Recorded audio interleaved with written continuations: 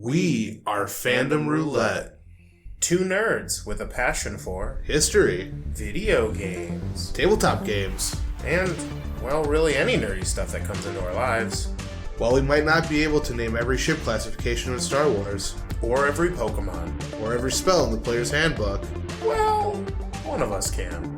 we're still here to have a good time.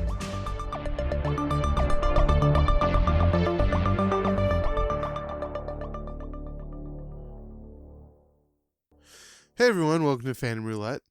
This is a podcast where we talk about a myriad of nerdy things, including such things as video games, history, tabletop role-playing games, and whatever nerdy stuff we want to think about and talk about. This is Joe. And I'm Cody.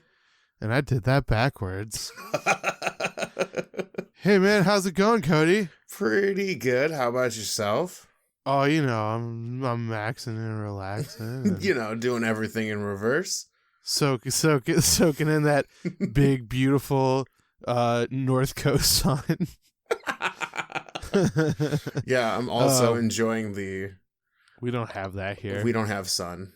The sun went away. The sun Mr. went away. Blue Sky, please tell us why. It disappears for a good old period of time. And then Yeah, why you been so gone? I mean, it's that time of the year. Why did anyone move here, Cody? I don't know. Why did anyone move to this neck of the woods? Oh, Boise. So yeah, hey Cody, you got something to tell us about, my friend? Yeah, so What are you gonna tell us about? So this is the video game section, as you can tell by the title of The episode and Yeah. probably the description, and if you're on YouTube, the title card will have a game controller on it. What? Yeah, so this is the video game section, and before I talk about what I actually want to talk about, I had a funny moment, and I wanted to bring it up in the next video game episode. So I'm ready. So last week we talked about Resident Evil and remakes in general. Spooky. Yeah, and I made a comment, and so I basically said in the last episode that in the first Resident Evil game there wasn't a Mr. X, and in this game there is. Well, turns out my young idiot brain did not register the thing that was actually Mr. X as Mr. X when I went and be like, wait a minute, this doesn't feel right. So I watched someone play the old one, and oh my god, I didn't realize as a young I shouldn't have played Resident Evil 2 as early as I did. I probably was like 14, 15. And there's just this guy with a gray face and in like a big trench coat. And I just thought he was like a dude that just like walked around. And that was Mr. X. And I totally oh man. Yeah. As a kid, had no idea who that was, and I was just like, oh yeah, that's the guy that just kind of walks around, because he wasn't really intimidating, because as a kid I would always run around the monsters and I wouldn't fight them, so everyone was dangerous in my eyes because I was playing keep away with an entire town filled with zombies. Got it. So I thought that was a pretty funny start. So if you have been watching the stream, which is every Monday from 6 to 10, you kind of already know where I'm going with this episode.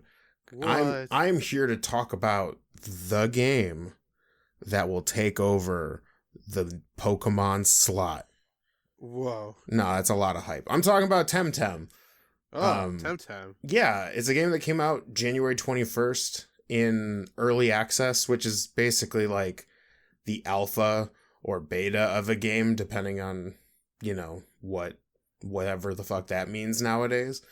But everybody has been talking about this game as like the new Pokemon killer, and how it's gonna fucking cream it out of the collectible Pokemon or collectible monster genre. Oh no. Yeah, and it's developed by Crema. I'm not actually sure how to pronounce that, so apologies if I said that wrong. But they came out at a really good time because there was a lot of controversy fueled by the most recent Pokemon game and the fact that Pokemon weren't in it and the graphics weren't that much better and like all of this stuff that everyone was talking about and complaining about. And this company decides, well, you know what? Fuck that. We're going to make an MMO monster catching game with similar concepts to Pokemon, but we're going to improve upon the formula. That's kind of like the sales pitch. And is this game going to eat is this game going to eat Pokemon alive? I don't know. I'm not I'll have my conclusion at the end, but I'll talk about this game. So if you know what Pokemon is, then you don't need to hear this part. But if you're pocket monsters, yeah, the pocket monsters. So basically, the idea of TemTem and Pokemon is that there are ideally a lot of collectible monsters that all have their various types and stats and moves and all sorts of shit. And I got to play some of it. I got to play the first 4 hours of it. And in typical fashion, it's very reminiscent of Pokemon. You start off as a TemTem trainer, and which TemTem are collectible wildlife that you capture, train, and fight with using these kind of like almost like Yu-Gi-Oh cards from the future. Much like Pokemon, there are a bunch of different types, and they're all weak or strong against one another, and some are familiar, like water, fire, and lightning. But others are exclusive to this franchise, such as Crystal and Digital type, which is wild. Digital, you say? Yeah, super digital. Wow, that's interesting. Yeah, considering like the ideas that you capture them and kind of compress them into a digital form. Anyways, the battling so far has been what Pokemon refers to as double battles, which you always fight with 2 TemTem at a time, unless you're out of TemTem. There's a lot of small changes. I think ultimately you're playing a very similar game, but there's like small little tweaks, lots of quality of life adjustments, like things to make it uniquely TemTem. Like, for instance, in Pokemon, every move has like a PP limit or like a limit of how many times you can use it.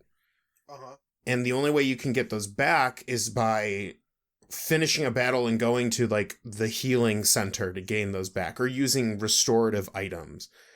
In this game, each TemTem has a base stamina meter, which is different depending on which TemTem is out, and each move costs a certain amount of stamina. Huh. Your stamina slowly regens each turn, and you can actually like once you've hit 0, you can still use moves, but now your moves cost your health. So there's this kind of weird, like, at first that doesn't mean a whole lot for someone who's not like into like kind of almost competitive turn-based RPGs like that, but that opens up a whole new door for, you know, different types of play. It's kind of like introducing a small concept to chess, like the pawn piece does something new and just totally changes the meta of the game.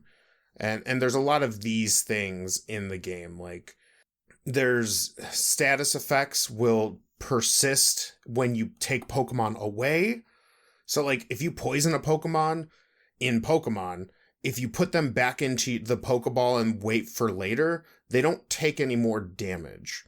They just wait until they come back out, and then they'll start taking poison damage. But in TemTem, poison and status effects last a certain amount of turns, and they consistently do damage regardless of if they are out or if they are in, you know, basically on the bench, if you will.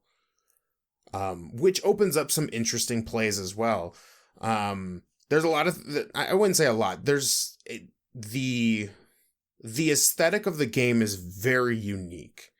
There's it kind of reminds me of, it kind of has some Pixar vibes if I'm thinking of like a certain visual aesthetic. Like that's the kind of style of game we're looking at, although I would argue it's just to give you kind of a base reference. The music is, from what I've heard in the first couple areas, the music's really good, and it's not like grating, which is good for an MMO because you're probably going to be in those areas for a while. Even when you're done with the game and you're like going to do endgame content, I'm sure you have to go back to those areas.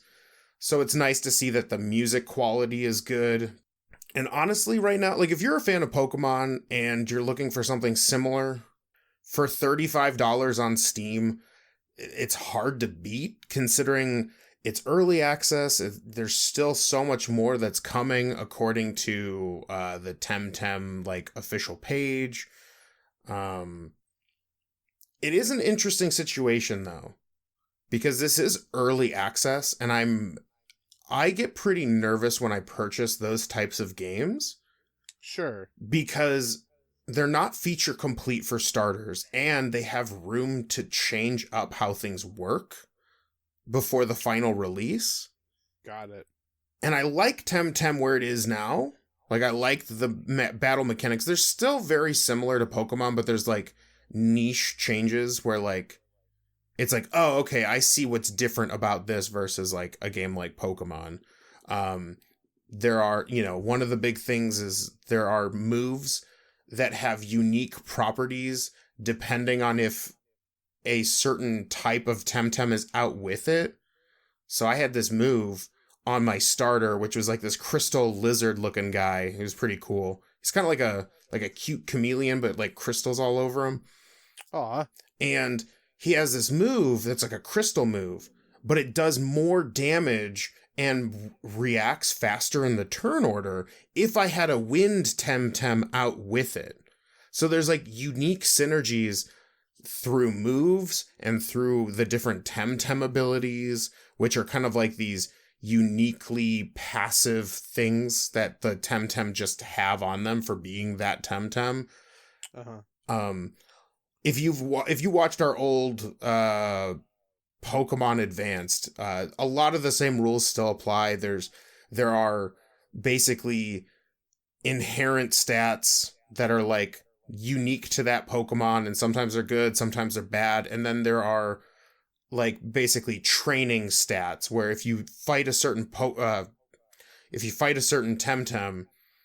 you get a certain stat when you level up. And it's the same concept. But the stats are all like kind of spread out differently. Like the numbers are different. Mm-hmm. And yeah, from what I've played, so like the MMO aspect of it so far, I kind of just noticed that there are a lot of people are walking around and some people are like, want to battle. And that's cool. And that's another thing that's unique to TemTem is like, just no matter where you are in the game, there are other people that are like running around the town and like doing stuff, and you can see their TemTem, and like the first TemTem in your party like hangs out with you on the side, so like you could like put your favorite TemTem out and you guys can run around and it's like hanging out behind you and it's real cute. Yeah. And like there's a lot of cool things that are happening with this game, but it's still very early. There's, I don't know what the roster is.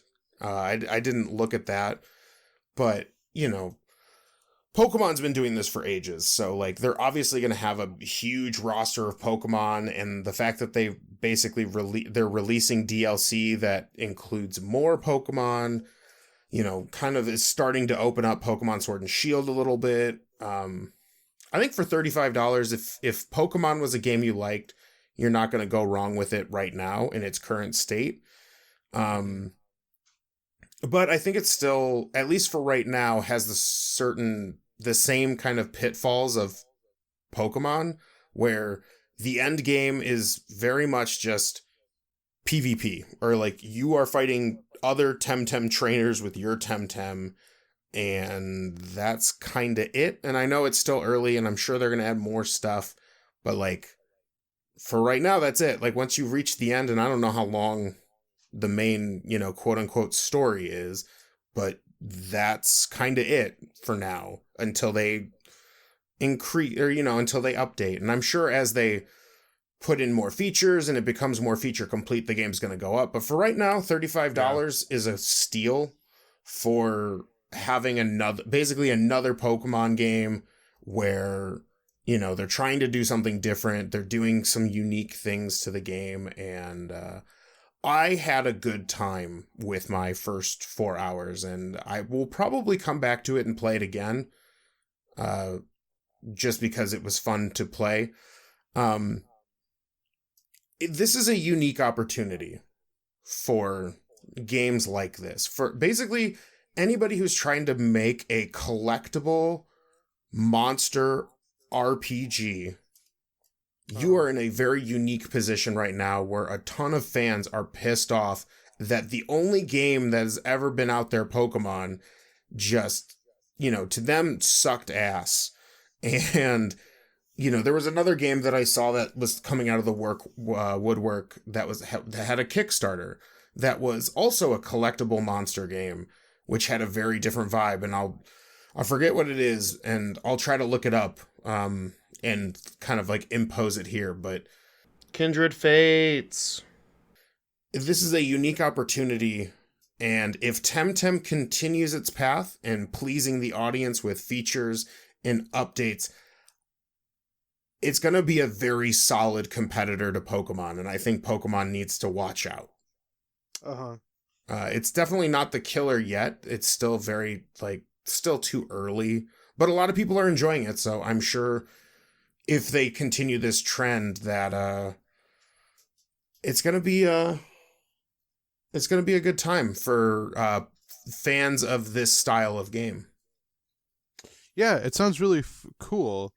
Yeah. So so you said it's in beta, right? Yeah, well, so there used to be terms called beta and alpha, and I would consider this alpha because it's not feature complete, meaning there are still like, you'll run around, like I experienced this within the first 4 hours. There are certain buildings that is like under construction, and there's going to be things that relate to the world that haven't been put in yet. So upon further research, only the first 3 islands of 6 are out right now, so the story is not complete, but you can play the first 3 islands. Okay.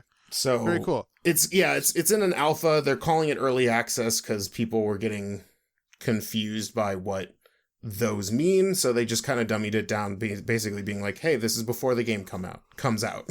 Sure. So like, obviously it's going to be building from here. Like, do you think that it's going to follow a similar line as like Pokemon, where there's going to be like, the Final Four or whatever, or the Elite Four and things like that? Is that the vibe you're getting, or like, okay, what is there a story mechanic in place yet, or is it mainly just walking around and fighting? So it's very similar. You're a trainer, and there is a professor of TemTem who gives you a TemTem, and your rival, who is like your friend, but he's also kind of an asshole. He like kind of joins you and is always trying to one up you and whatever. So there's a story there so far. It's very loose, and there are like side quests where it's like, hey, I need help with this thing. Can you get me a TemTem that does this? And so you can like go and capture TemTem and like go back and get money.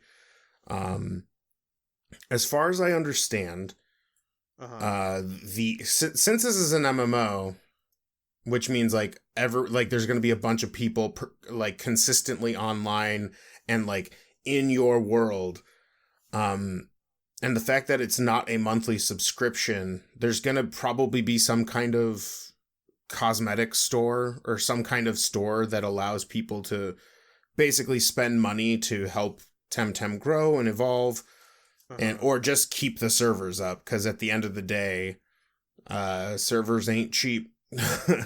Sure. But yeah, there is a story as far as I know. I got very briefly into it. I was So their version of gyms and gym leaders, they have dojos, and you have to fight the masters of the dojo. I haven't seen the end game, so there might already be like an elite dojo where you got to fight like the top dojo masters or whatever, but I haven't gotten there yet. But yeah, there's a story. It's just like in this one especially feels like it's you don't get quite as much for every pace you go, whereas like in Pokemon it's almost deliberate. Like each place you go to like has a certain thing. Like I went to the first town and there was a lot of shit in there, but like I'm spending a lot of time like running around, leveling up and like doing all that stuff. So I haven't seen a whole lot of it, but it's there. It's just, okay. I haven't seen it yet.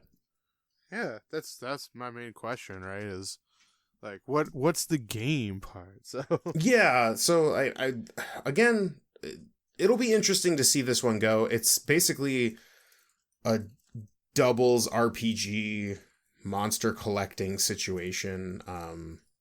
I like it. TLDR, if you got to the end of this and have been wondering what I'm thinking, I'm cautiously optimistic. I've seen early access games turn to shit, but I've also seen early access games turn into these amazing, wonderful games. Like Minecraft is a good example of a early access game that just fucking blew up and really kind of invigorated like the whole indie process where you can like have games open early and, you know, do all this kind of stuff. So I'm cautiously optimistic. I think this game's going to do well, but it also could, you know, the developers might move on or, you know, find that they're not making enough money and it could fall apart. I have no idea. It's still too early to say, but if everything goes to plan and they continue to release features and maybe DLC or expansions or whatever, it's going to be a solid competitor. It has the similar vibes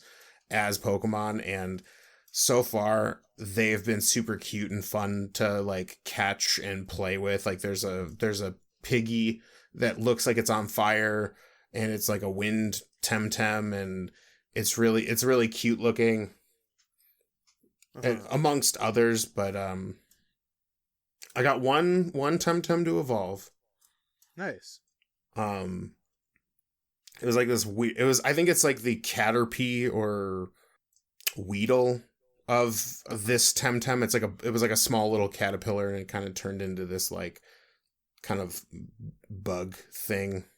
It's hard to describe, but yeah, it was a good time. And if you want to like it, you know, don't just take my word for it. Go check out the stream and like hop like 30 minutes in, because I had some technical difficulties. But yeah, you can basically see me playing the game. There is a custom character creator, so you get to make your person the way you want. I have pink hair with blue highlights, which was really rad. I love when games do hair color and then like under highlights. Ugh, it just like, it's like the character creator in me is just like, yes! But yeah, if you want to take a look at it, like for sure, check out the stream or the, you know, at this point, the VOD.